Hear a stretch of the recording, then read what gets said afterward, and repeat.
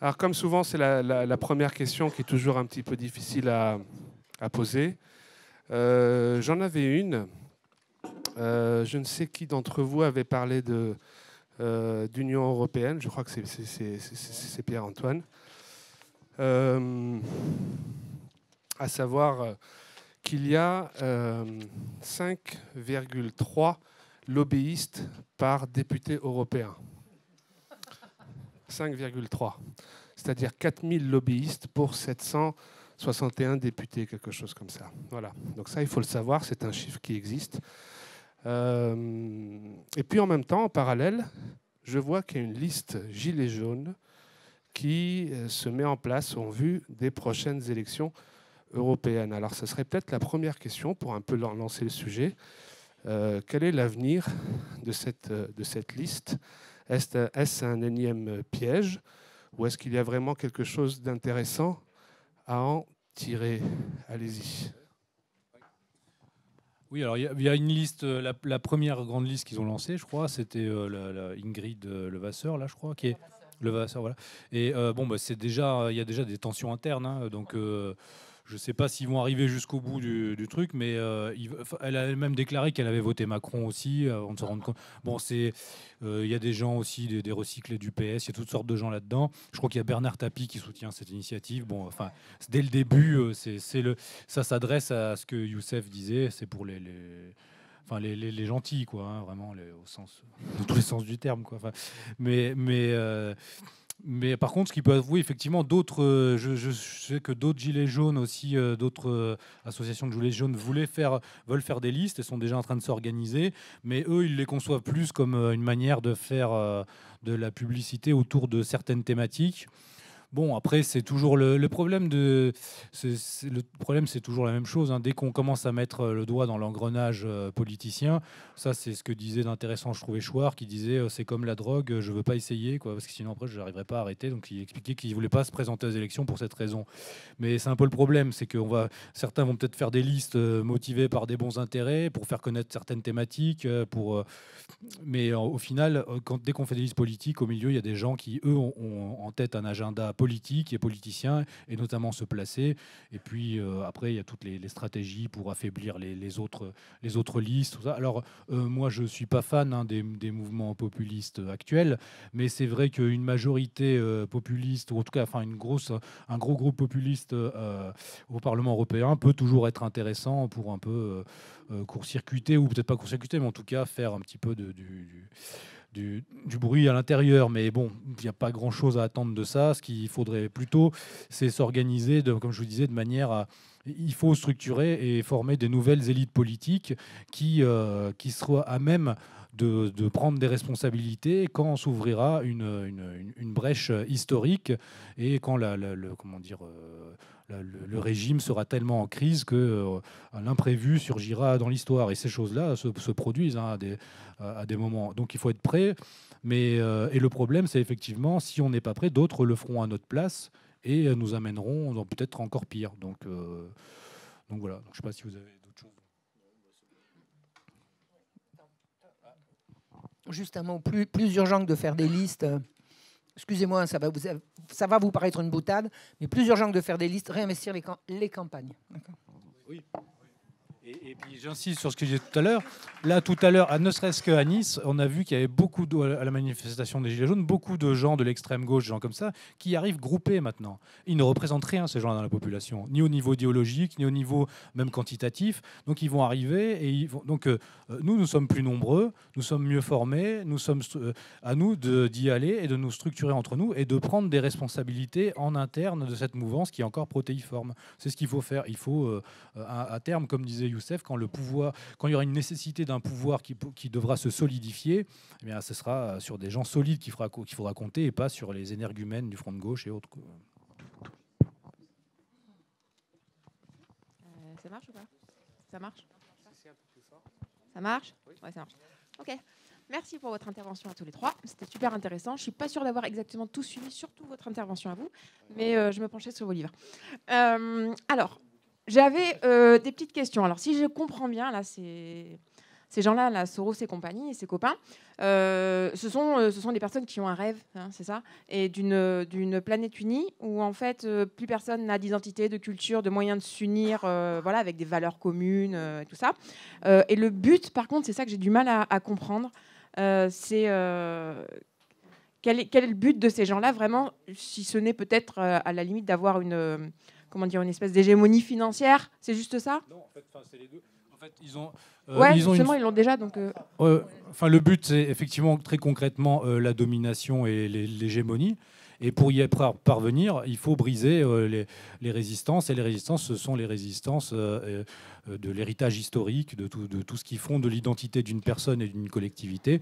Et une fois qu'on a transformé les gens en un agrégat humain, on peut mieux les contrôler. Et ensuite, on peut même réactiver tout un tas d'identités factices, hein, tout ce qui est LGBT, tout ce qui est, voilà, donc dans la société où les gens sont en crise identitaire, mais on se recomposer des identités de synthèse. Ces identités de synthèse vont s'affronter entre elles. Ça va court-circuiter l'énergie qui pourrait se retourner contre le projet de ces gens-là ou contre ces gens-là. Donc c'est très bien. Après, ils ont effectivement une idée qui est, mais là, effectivement, Youssef pourra mieux en parler, c'est l'idée d'une certaine manière du chaos destructeur. C'est-à-dire, en fin du fin, pour eux, l'horizon d'attente ultime, c'est qu'au final, ça sera quand même pour quelque chose de bien.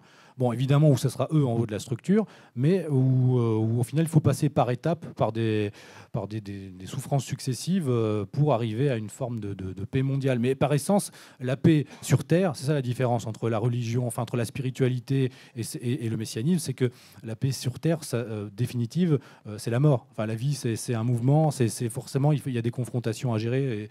Et donc, l'attente spirituelle ultime pour les gens religieux, il n'est pas dans ce monde-là, d'une certaine manière. Alors que pour ces gens, il n'y a pas d'au-delà, tout est ici-bas, et donc il faut réaliser la perfection sur Terre, mais évidemment avec eux au sommet de la hiérarchie. Mais je comprends pas le délire là, parce que comment est-ce qu'on peut instaurer les inégalités partout, la guerre partout, donc c'est la guerre, c'est la paix, c'est ça, et dire que le but ultime c'est la paix, je comprends pas. Ah ben oui, Youssef va vous expliquer. Alors en fait,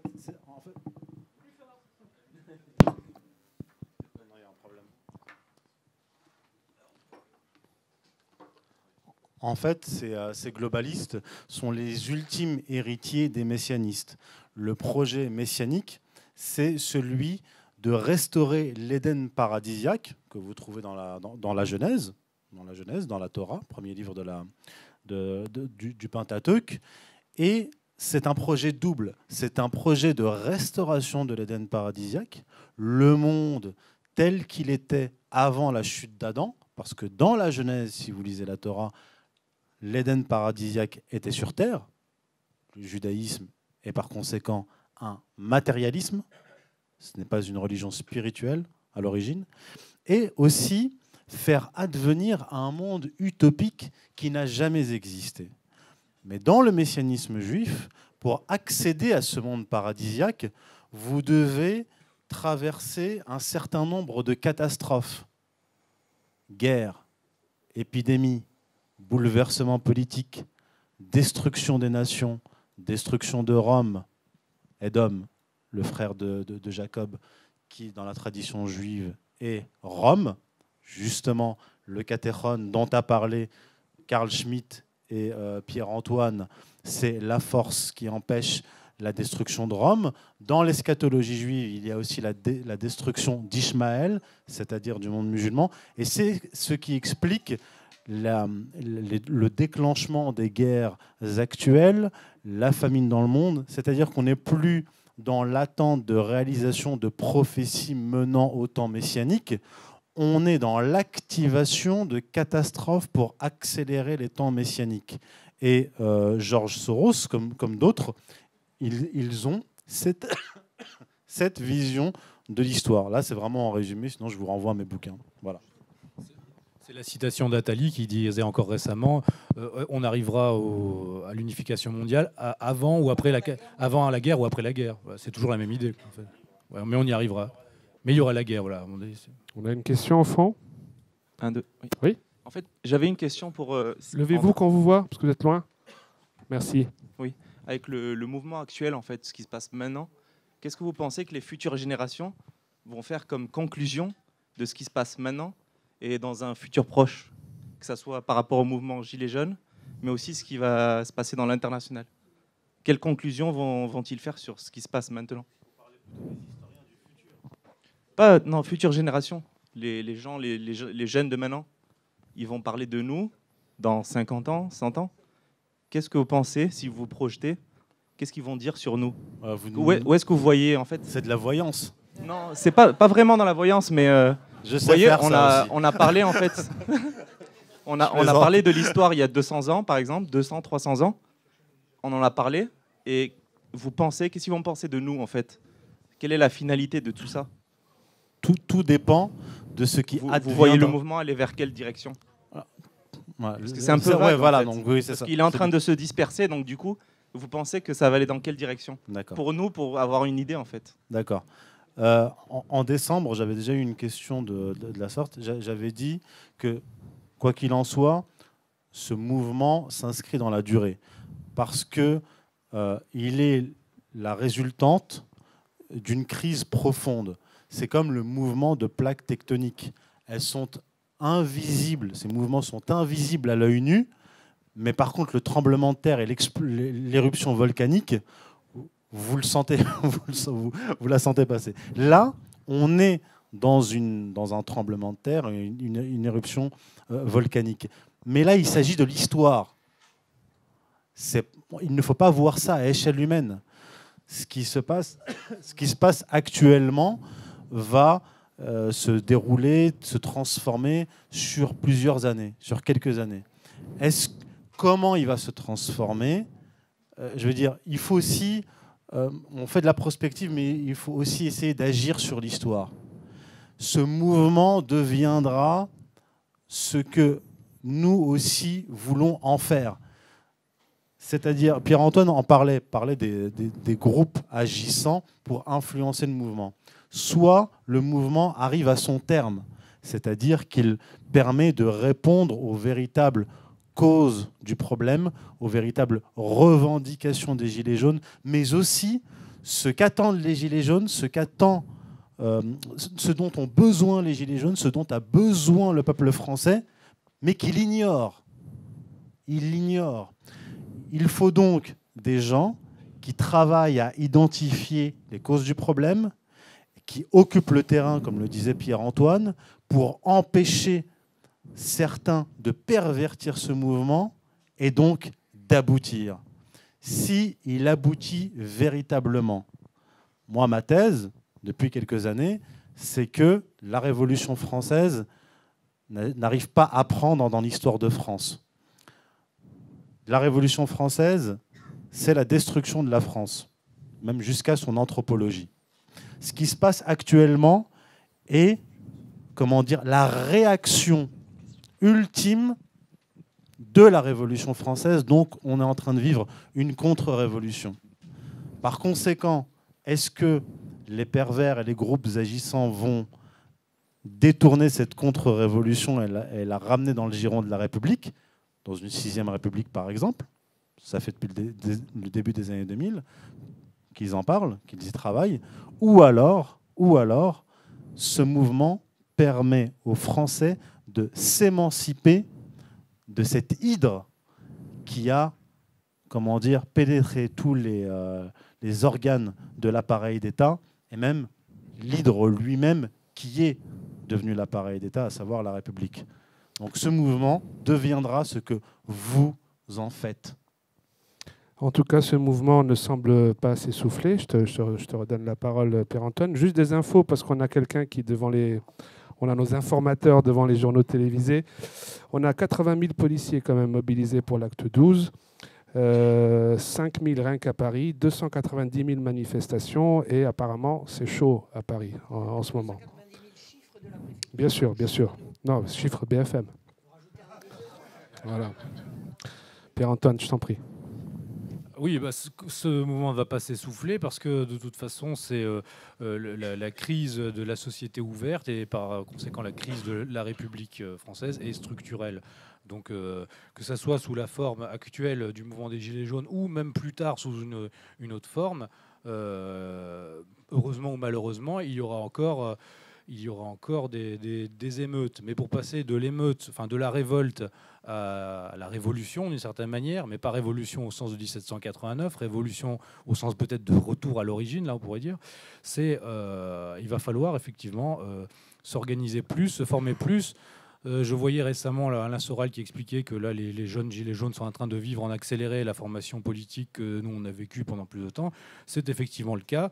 Mais il y a aussi il y a une part qui, moi, me réjouit beaucoup. C'est que longtemps, on se disait que fait la France, que font les Français. Ben, on voit qu'il y a toujours une énergie française, une virilité française qui est pas morte. Et on voit des gens qui sont sans formation politique, qui ont un instinct, voilà, qui ont un instinct politique et qui ont un instinct communautaire. Donc ces gens-là, il faut les accompagner et effectivement écarter les vautours qui vont essayer de les aiguiller vers des fausses pistes. Qu'est-ce que je pensais à quelque chose de là? Oui, voilà, sur ce que vous disiez sur quelle sera la forme pour l'avenir, on ne sait jamais. Hein. C'est comme disait Marx, les hommes font l'histoire, mais ils ne savent pas l'histoire qu'ils font. Moi, je crois que ce qui est important, donc ça rejoint l'idée de religion, où il y a un affrontement de forces physiques, mais il y a un affrontement des forces intellectuelles et un affrontement des forces spirituelles. Donc il faut savoir à quel courant on se rattache. Et je pense que cette notion de romanité, pour nous autres Européens, nous autres Occidentaux, c'est quelque chose d'important. Eux, en face, ils ont le messianisme, ils ont une stratégie où, d'un côté, ils ont une vision en fait qui est à la fois très matérielle, où ils s'emparent des ressources stratégiques, où ils font un jeu géopolitique, mais ils gardent toujours en tête leur horizon d'attente théopolitique, hein, avec même certains qui préparent déjà la reconstruction du Troisième Temple ou de choses aussi irrationnelles que ça. Mais nous, on doit avoir en tête l'idée, ce qui structure notre civilisation politique, c'est les références à la culture romaine, hellénistique et chrétienne. Et on doit l'avoir en tête, on doit le vivre, on doit le cultiver et on doit former nos jeunes à ça, au beau, au vrai et au bien platonicien. Moi, je crois que c'est ça. C'est tout en restant dans le combat politique. Comment dire, on n'est pas détaché des réalités quand on est dans la spiritualité. On peut faire les deux. Et au contraire, c'est une forme d'ascèse qui nous forme spirituellement. Je pense que Pierre-Antoine vient de dire quelque chose de très important, de restituer le beau. Savez-vous comment on sait la distance qui sépare une œuvre, quelle qu'elle soit, de la Révolution française? C'est que plus c'est moche et plus c'est loin de la Révolution. C'est-à-dire que plus on avance dans le temps et plus ce qu'on fabrique est moche. Le beau était indispensable, ça faisait partie de la raison d'être des corporations. Toutes les corporations de métier étaient organisées dans le sens de faire du beau. C'était induit, c'était impensable de faire autrement. On a supprimé les corporations, on a continué de faire du beau, mais de moins en moins beau, jusqu'à maintenant, on est arrivé, on ne fait du plus en plus moche, c'est de plus en plus laid. Restituer le beau, ça n'a l'air de rien, mais c'est quelque chose d'important. Quand j'étais petite, les illuminations de Noël, c'était du beau dans les vitrines, maintenant c'est du sataniste. C'est du satanique. Restituer le beau, rétablir le beau. Et le beau, c'est quoi? C'est hautement spirituel. Le beau, c'est une notion qui est hautement spirituelle. Alors, ce que je voulais vous dire également, alors ça c'était pour rebondir sur ce que disait mon cher voisin de gauche, ce que je voulais vous dire également, c'est que quelque chose doit être absolument compris et su concernant la Révolution française. Je vous ai expliqué tout à l'heure comment la paysannerie était arc-boutée pour conserver sa tradition et sa façon de fonctionner. Vous avez compris qu'ils ont tout perdu, enfin pas tout perdu, mais ils ont perdu en grande partie cette vie villageoise solidaire. Vous savez, qu'est-ce que ça a été l'introduction du capitalisme dans les campagnes? Ben, ça a été que les campagnes se sont vidées de ses habitants les plus pauvres qui sont allés alimenter les fabriques et qui ont fait la misère ouvrière du 19e siècle. Je ne sais pas, c'est pas autre chose. Donc ça a été absolument abominable pour eux. Mais les paysans ne se sont pas laissés faire comme ça. Et on les a génocidés. Ceux qui ont pris les armes, notamment en Bretagne et en Vendée, ont été exterminés. Alors on ne va pas dire, j'ai dit génocidés pour qu'on comprenne, mais je retire tout de suite le mot qui a une connotation absolument contemporaine, et je vais prendre le terme de l'époque, populicide. La République a compris, et il y a une réunion qui s'est faite entre Robespierre, Barère, enfin ils étaient 4 ou 5. Le gars qui les servait à table a tout entendu et il a écrit et il a témoigné. Ils ont dit au bout d'un moment, C'était en 93, je crois, en été 93. Bon, bah, les Français, ils sont pas républicains. Bon, bah, on va les forcer, hein, puisqu'ils veulent pas. On est bien obligé de les forcer puisqu'ils veulent pas. Vous voyez le truc, c'est-à-dire ces grands démocrates, du moment que les Français veulent pas, on va les forcer. Et puis ceux qui veulent pas, vraiment, si on n'arrive pas à les forcer, bah, on va s'en débarrasser. Et il y avait une extraordinaire justification à se débarrasser d'un tiers de la population française. C'était quand même une justification extraordinaire. C'est que quand on lisait bien Jean-Jacques Rousseau, il disait qu'il fallait tant et tant et tant pour qu'une famille vive, comme si Jean-Jacques Rousseau connaissait quelque chose. Mais ces gens-là étaient complètement férus de ces intellectuels en chambre qui refaisaient le monde comme ça. Et ils avaient calculé que, compte tenu du nombre de Français et compte tenu du nombre de territoires disponibles, si on divisait les territoires par le nombre de Français, il y avait trop de Français. Eh ben, alors, on allait s'en débarrasser d'un tiers. Un tiers. Et nous dit... Alors, c'est Gracchus Babeuf qui s'est fait ensuite le porte-parole de ce Joachim Villatte qui a raconté, etc. On peut remonter à la source de tous ces trucs-là. Gracchus Babeuf a dit « C'est l'explication non seulement du massacre des Vendéens, mais de ces guerres interminables dans lesquelles on envoyait se faire trouer la peau une génération entière de gens qui ne revenaient pas. Toutes les occasions, nous disait Gracchus Babeuf, toutes les occasions de faire la paix étaient toujours vouées à l'échec parce qu'on voulait continuer la guerre, parce qu'on avait de la population en trop. » Bon, alors ça veut dire quoi? Ça veut dire que la République, ça ne la dérange pas, si on la dérange, de nous exterminer. Alors tenez-en compte. Tenez-en compte. On a affaire à des assassins. De masse. Pardon? Mais, attendez, mais on y est. Les vaccins, la sexualisation des enfants, l'invasion pornographique, c'est génocidaire. C'est génocidaire. On ne se reproduira plus si on continue comme ça. De toute façon, ils l'ont dit, il faut séparer la sexualité de la reproduction.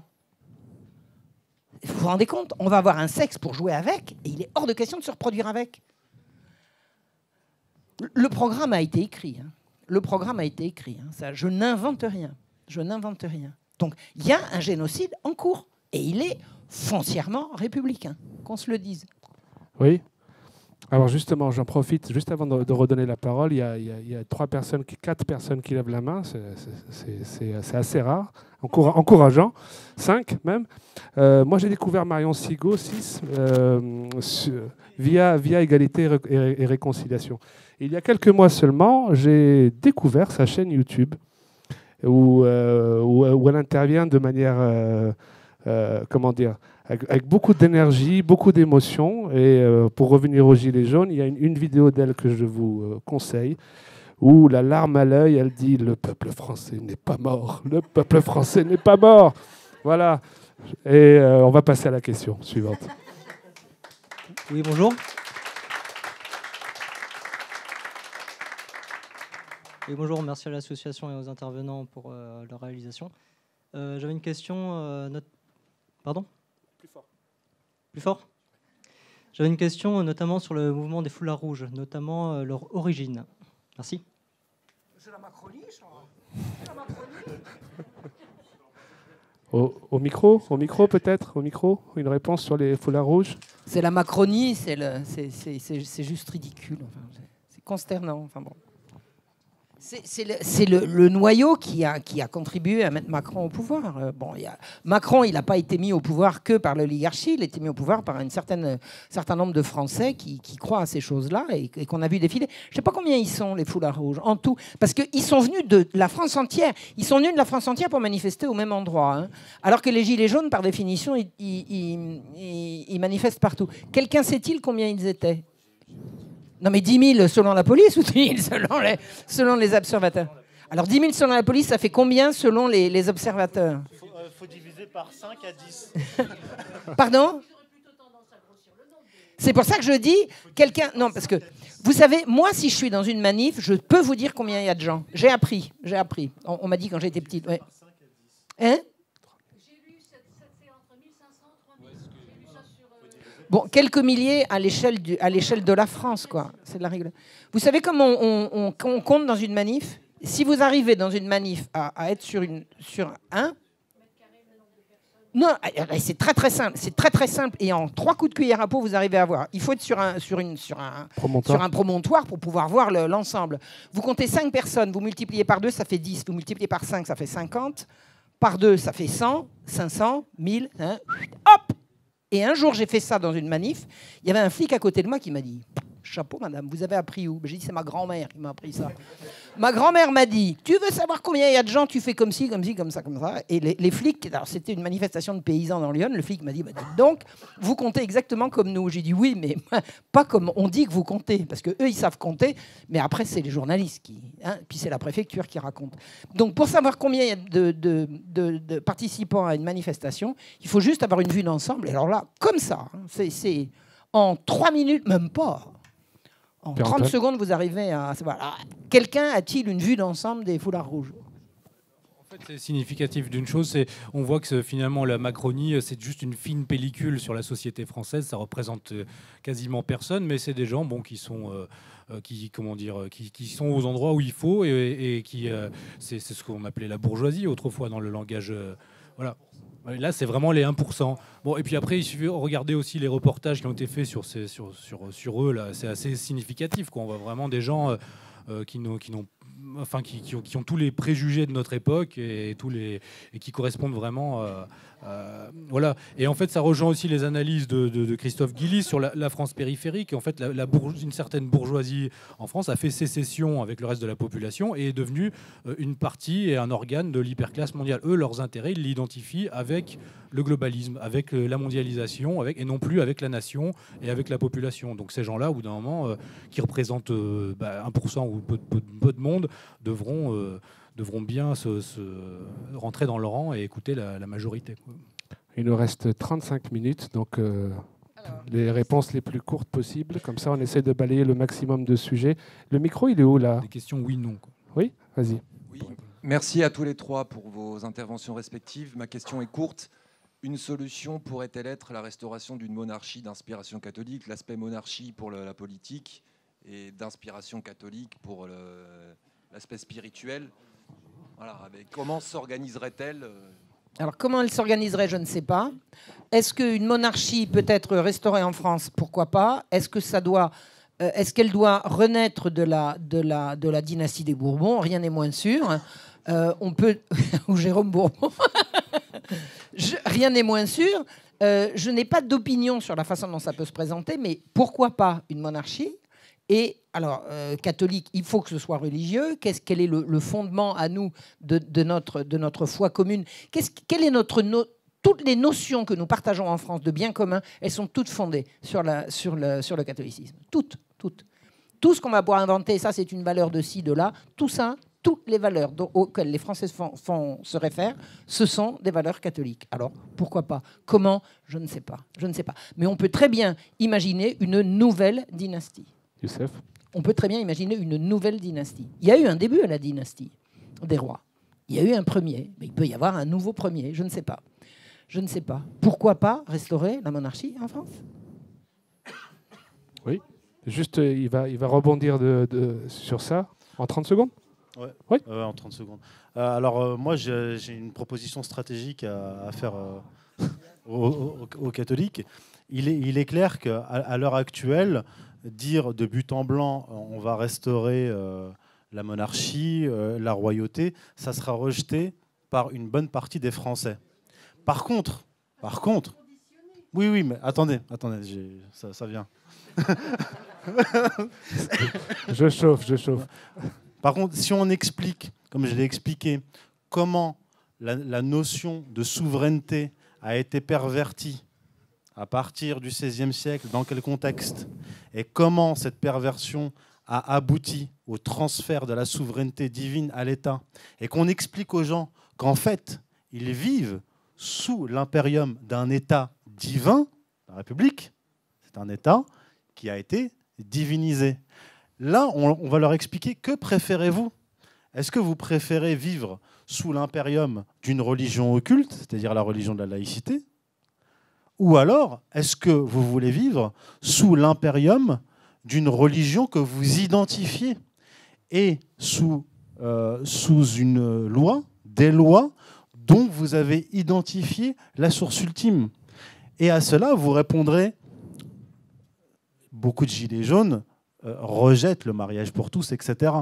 Et cela entendrait très bien d'une bonne oreille si on leur disait, si on leur exposait le concept orwellien, socialiste, de common decency, disant qu'il faut étant donné que la neutralité axiologique de l'État n'existe pas, il faut qu'il y ait un État qui soit le garant de la common decency, c'est-à-dire la décence commune, là, ils l'accepteront. Et si vous leur expliquez qu'en fait, Orwell vient d'une famille chrétienne et qu'il n'a fait que laïciser un concept chrétien, là, vous pouvez leur dire, faisons une constitution qui garantira la common decency, l'interdiction de l'usure, etc., c'est-à-dire l'équité socio-économique, socio-politique, sur la base de la source ultime du droit, qui est pour les croyants Dieu, la loi de Dieu, la loi divine,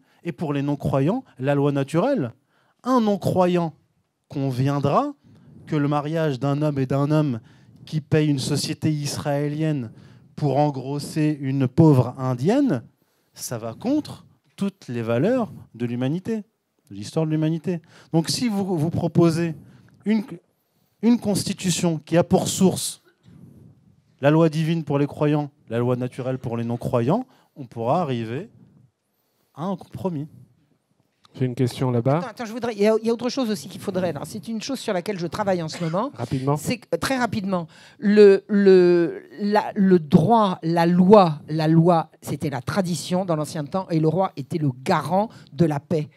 Mais les gens n'attendaient pas que le roi leur fasse leur loi. Chaque village, chaque communauté avait son propre fonctionnement. Les gens n'avaient pas besoin de Bruxelles et bientôt de Tel Aviv, comme ils nous le promettent, pour leur donner des normes. Les normes étaient faites par les gens là où ils vivaient. Les gens faisaient leurs propres lois, les gens votaient leur propre budget. Il faut savoir que ce qu'on appelle la démocratie, c'est ce qui se passait avant. La démocratie, c'est-à-dire le pouvoir du peuple sur lui-même, c'était ce qui se passait avant. Et le roi n'intervenait que dans les cas de conflit.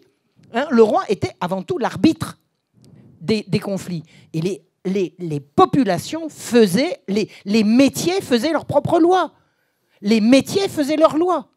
Maintenant, on a aboli la loi des métiers et on a inventé la police pour imposer aux ouvriers la loi qui vient du roi et ensuite qui vient de Bruxelles, etc. Il faut revenir à comprendre que l'ancien système, les gens faisaient leurs lois et qu'il y a des lois effectivement qui relèvent de l'État, loin de la population, mais il y a également des lois qui relèvent de chaque communauté. C'est pour ça que je vous dis, retournez vivre dans les campagnes, réinvestissez le territoire et refaites des communautés. C'est comme ça que ça a marché et c'est comme ça que ça marche et c'est comme ça que ça peut marcher là où les populations sont maîtresses de leur production, de leur morale, et c'est là que la décence publique s'impose d'elle-même. Alors, il nous reste un quart d'heure, si on veut laisser encore un quart d'heure à la partie dédicace. Allez-y. Oui, bonsoir et merci également à vous trois. Pour rebondir sur ce que vous venez de dire, est-ce que l'histoire du bio, en ce moment, c'est pas quelque chose qui sauve un peu les paysans? Est-ce qu'il n'y aurait pas une recherche journalistique? J'ai l'impression, moi, depuis quelques mois et années, que les financiers ont compris que les Français s'intéresser à ça. Et comme je vois maintenant dans toutes les grandes surfaces, tous ces rayons bio, est-ce que là, au niveau journalistique, il n'y aurait pas quelque chose à voir? Est-ce que la finance n'essaye pas justement de reprendre la main là-dessus pour... Mais le bio, c'est ce que tous nos aïeux faisaient. Voilà.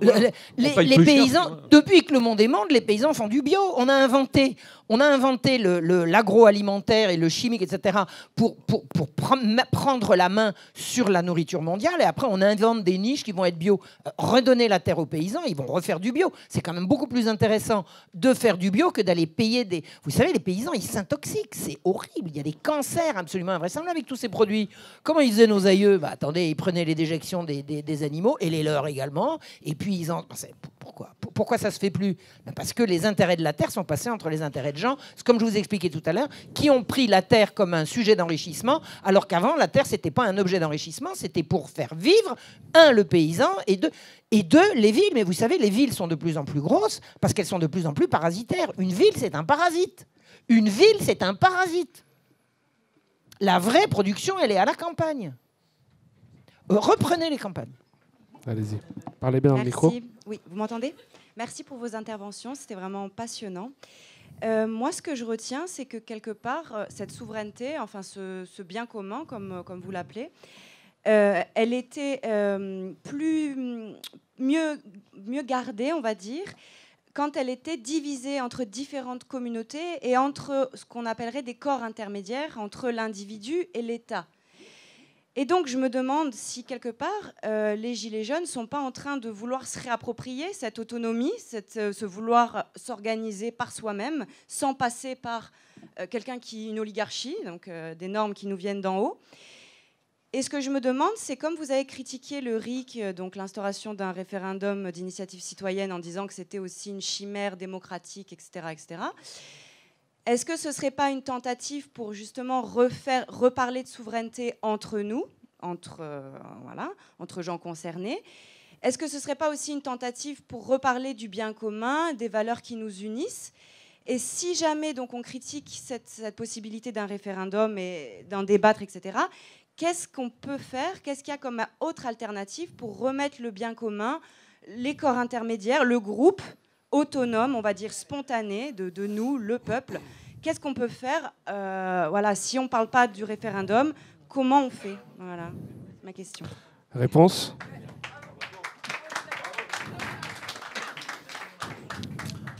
Il faut y aller par étapes. Là, l'étape dont vous parlez, c'est l'étape 2, 3 ou 4. Là, on est en pleine crise. Crise de régime, révolte, régime qui risque de tomber, qui va tomber de toute manière.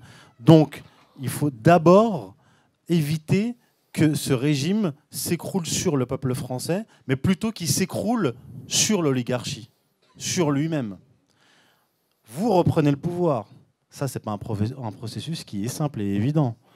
Alors, je ne veux pas être méchant avec Étienne Chouard, mais je voudrais lui dire que les organisations étrangères, les services secrets, l'OTAN, etc., ne vont pas attendre que le pouvoir lâche gentiment le pouvoir et le donne à Étienne Chouard et à ses groupes de constituants qui se réunissent, qui élaborent une nouvelle constitution, qui prennent le pouvoir et ainsi de suite. La politique, comme l'expliquait Carl Schmitt, c'est la guerre. À partir du moment où vous avez identifié l'ennemi prioritaire, c'est-à-dire la tête centrale de l'hydre, comme j'ai dit, vous devez la couper, prendre le pouvoir. Et à partir de là, vous pouvez enclencher cette discussion-là. Mais ce n'est qu'en vous étant prémunis des forces étrangères, et même à l'intérieur de l'État, du territoire, qui vous sont hostiles, que vous pouvez discuter de cela. Je l'avais dit déjà en décembre, le RIC ou toute autre idée qui est même sympathique à certaines échelles et faisable à certaines échelles, elle ne peut être possible qu'après la prise de pouvoir. Là, on est dans une période de risque, de très grands risques. Et le pouvoir est plus dangereux, le pouvoir sous la Ve République est plus dangereux qu'il ne l'a jamais été. La bête est blessée. Donc, prenez le pouvoir et ensuite vous discutez de tout ça. Mais il faut être méthodique. Le micro à droite peut-être, là-bas, ici. Juste après, c'est à vous. Allez-y. Oui, bonjour Philippe. Voilà. Plus près. Oui, merci à vous trois d'être venus. La question, c'est à la fois une question et une réponse. Je voudrais simplement vous demander si on n'en est pas arrivé là, un peu par nous-mêmes, par notre propre faute, nous, le peuple. Est-ce que nous avons pas... Moi, je suis né dans les années 60, où à l'époque, les émissions télévisées étaient assez intéressantes et étaient constructives. Et depuis longtemps, on essaie de nous abrutir, et je pense qu'on y est arrivé. Et je pense qu'on en est là aujourd'hui un peu à cause de nous, et non pas que par les politiciens qui sont mis en place. Donc je voudrais savoir si le fait de ce... Moi, je suis personnellement pour le commerce de proximité. Est-ce que nous ne sommes pas responsables en allant acheter chez ces gros connards de Auchan, Carrefour, etc. Rapidement. Quand j'entends, moi, à la télé que on vous vend de la côte de bœuf à 10 € chez Auchan, qu'il faut vite y aller, il y en a pour 3 jours. Je suis désolé, mais je n'y crois pas. Je me dis comment un paysan peut vivre de ça.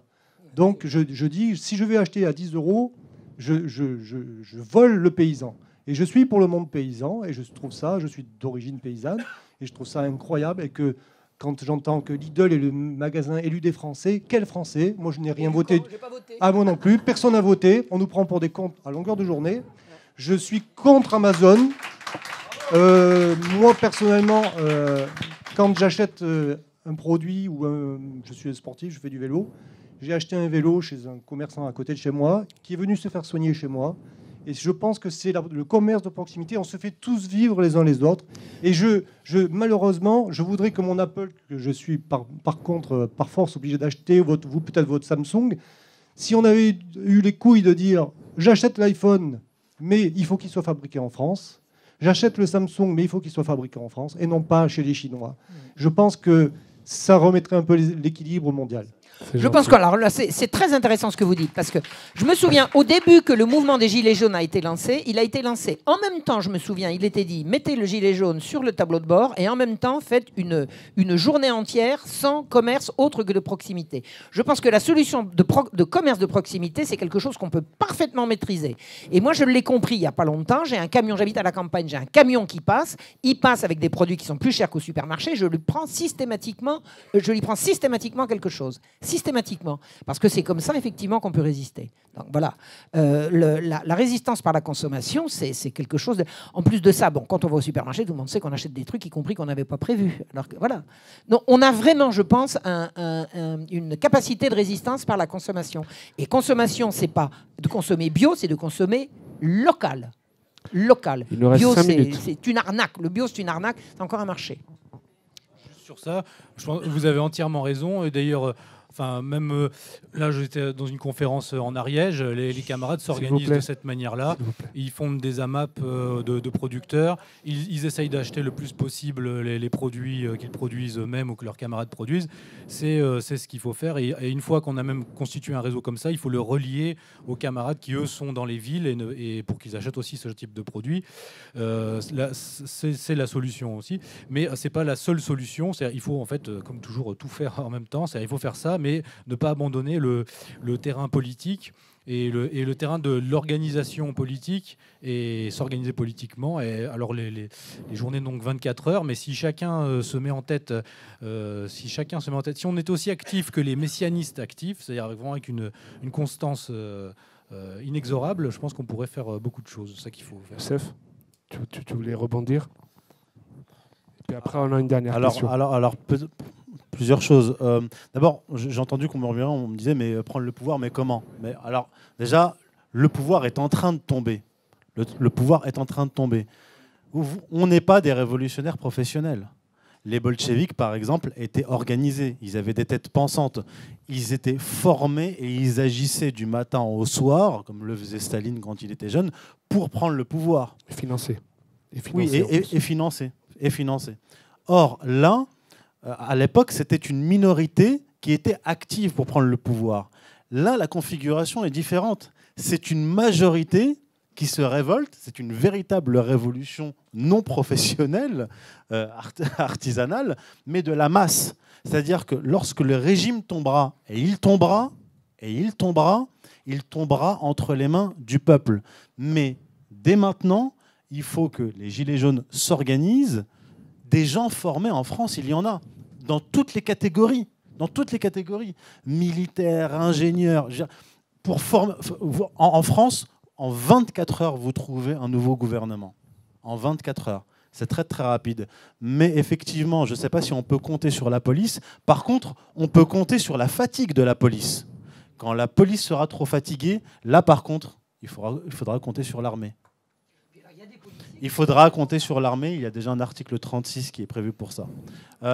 Oui, il nous reste vraiment 3 minutes. On va... Dernière question. Bonjour à tous. En fait, je voulais aussi vous poser une question. Vous avez dans le micro. En partie répondu, mais on peut prendre aussi conscience qu'on fait partie aussi d'un plan de nouvel ordre mondial où il y a des forces financières qui s'affrontent. Et comment la France peut sortir justement de ce nouvel ordre mondial sans avoir ce qui se passe actuellement dans les pays qui ne veulent pas obéir entre guillemets à ce nouvel ordre mondial. Vous comprenez pas? Voilà. Si, et qui se font avec embargo, guerre, déstabilisation, tout ce que l'on entend. Comment nous, en tant que Français, même avec les Gilets jaunes, un nouvel gouvernement, allons-nous pouvoir justement reprendre notre pouvoir dans sa totalité, et notamment spirituel, et non pas avec leur plan messianique? Merci. La France est l'ennemi prioritaire depuis plusieurs siècles de cette oligarchie. C'est pour ça qu'ils se sont concentrés sur la France. C'est pour ça qu'ils ont détruit le catholicisme, pas pour le plaisir de détruire le catholicisme, mais il fallait rediriger. Vous voyez, c'est comme si, je sais pas, vous modifiez les polarités d'une planète, vous l'inversez. Vous prenez le catholicisme, vous le détruisez, vous le remplacez par une autre religion. Vous savez que ce pays est à l'ouest du continent occidental, du continent européen. Qui contrôle la France contrôle l'Europe de l'Ouest. Qui contrôle l'Europe de l'Ouest peut entrer en profondeur dans le continent jusqu'en Russie. Qui arrive à contrôler la Russie contrôle l'Eurasie. Et qui contrôle l'Eurasie contrôle le monde. Jusqu'à une période récente, jusqu'à la fin des années 90, l'oligarchie, je vous le garantis, avait encore peur de la France. Elle avait encore peur de types comme Alain Juppé qui parlait d'une indépendance et d'une autonomie de la France. À partir du moment où la France bascule, si jamais elle bascule entre les mains d'un véritable pouvoir patriotique français, c'en est fini de l'OTAN, c'en est fini de l'Union européenne, c'en est fini de l'euro. C'en est fini de la primauté des États-Unis sur l'Europe. C'est immédiatement l'alliance avec la Russie. Vous contraignez immédiatement l'Allemagne à se tourner vers l'Est parce que ce sont ses intérêts économiques et géopolitiques. Vous prenez le pouvoir en France, vous modifiez toute la géopolitique européenne et eurasiatique. Les Russes n'attendent que ça. Une des plus grandes puissances nucléaires au monde n'attend que ça. Vous prenez le pouvoir en France, vous faites un pont jusqu'à Téhéran, en passant par Moscou. Un mot de conclusion, peut-être ? Le monde nous regarde. Le monde nous regarde. Vous savez, j'ai fait toutes les manifs pour tous. Je les ai toutes faites. Et je me souviens, on avait, en manifestant, on avait l'oreille sur la radio et on recevait des messages d'Allemagne, d'Angleterre, de partout au monde. Tenez bon les Français, tenez bon, on est derrière vous. On nous regarde, on attend, le monde attend des choses de nous. J'en suis toujours surprise parce que je ne comprends pas. Moi, je suis tombée dedans quand j'étais petite, donc j'ai jamais eu cette idée de la grandeur de la France que je comprends maintenant. Le monde nous regarde, le monde attend des choses de nous et voilà, ils sont derrière nous. En plus, enfin, qu'est-ce que vous croyez ? Vous croyez que les Allemands, ils ont envie du mariage pour tous ? Les Italiens, ils ont envie du mariage. Les Espagnols ont envie du mariage. Personne ne veut du mariage pour tous. Mais les homosexuels ne veulent pas du mariage pour tous. C'est une minorité. Le mariage pour tous, c'est une saloperie de Soros, entre autres. Ça fait partie du programme de destruction de l'humanité, le mariage pour tous, c'est-à-dire la promotion des homosexuels. Il y a des homosexuels maintenant dans des postes clés de plus en plus absolument hors de proportion avec ce qu'ils représentent au niveau social. C'est un plan qui avance contre lequel tous les humains normalement constitués sont contre. C'est vraiment un truc qui nous est imposé. Le premier qui fait sauter le truc, puis alors on s'en prendra pas aux homosexuels. Moi, ils m'ont rien fait, les homosexuels. C'est vraiment, à titre de personne, il n'y a absolument rien à redire. C'est cette idéologie mortifère qui est imposée absolument partout. Et le premier qui réussira à les faire reculer, mais les autres l'applaudiront et le suivront. Ça me semble une évidence. Pierre-Antoine, en conclusion ? Oui, peut-être pour revenir sur ce que vous disiez, monsieur, je pense que là, on est dans une phase, et c'est, comment dire, ils avaient réussi à mettre la France en dépression, quoi. C'est-à-dire les gens étaient complètement, c'était l'aphasie. Maintenant, là, il y a une réaction, les gens se réveillent. Et la répression, comme l'a dit Youssef, les gens sont en train de constater que la police n'était pas là pour les protéger, mais pour protéger l'État déliquescent au service de l'oligarchie. On a maintenant, avec les répressions, aujourd'hui c'était l'acte 12 des Gilets jaunes, sur la marche des blessés. On a maintenant toute une génération de gens qui aura vécu dans sa chair et dans la chair de gens de leur famille cette répression. À partir de là, c'est le retour de l'histoire. On est dans quelque chose où le peuple va reprendre conscience de l'histoire. À partir de là, on peut reconstruire quelque chose. Et on peut se dire qu'au niveau individuel comme au niveau collectif, il faut en passer par une phase un petit peu de crise où justement on va remettre en cause la société de consommation et notre manière de fonctionner. Et donc j'insiste sur une chose, c'est effectivement, il faut s'investir. Vous parliez que le RIC peut être un outil où ce qui compte, c'est pas forcément lyrique, c'est de se réunir pour débattre de choses qui nous concernent, et de réinstaurer du politique au cœur de la cité. C'est ça qui compte. Et après, progressivement, les choses se feront. Et surtout, il faut arriver à faire émerger, à un moment donné, une nouvelle élite politique, pas au sens de l'élite actuelle, mais des gens formés, aptes à représenter la population. Ce sont toujours les minorités qui font l'histoire. Donc, à nous d'avoir nos propres minorités formées pour les années à venir. Bien, mesdames, mesdemoiselles, messieurs, merci d'être venus si nombreux. Je ne peux plus prendre de questions. Je suis vraiment désolé. On doit libérer la salle dans 10 minutes. Ça nous fait très chaud au cœur que vous soyez venus si nombreux. Ça nous encourage à continuer. Vous aurez la vidéo dans quelques semaines sur le site cultpop.fr. Et on vous dit à très bientôt. Merci.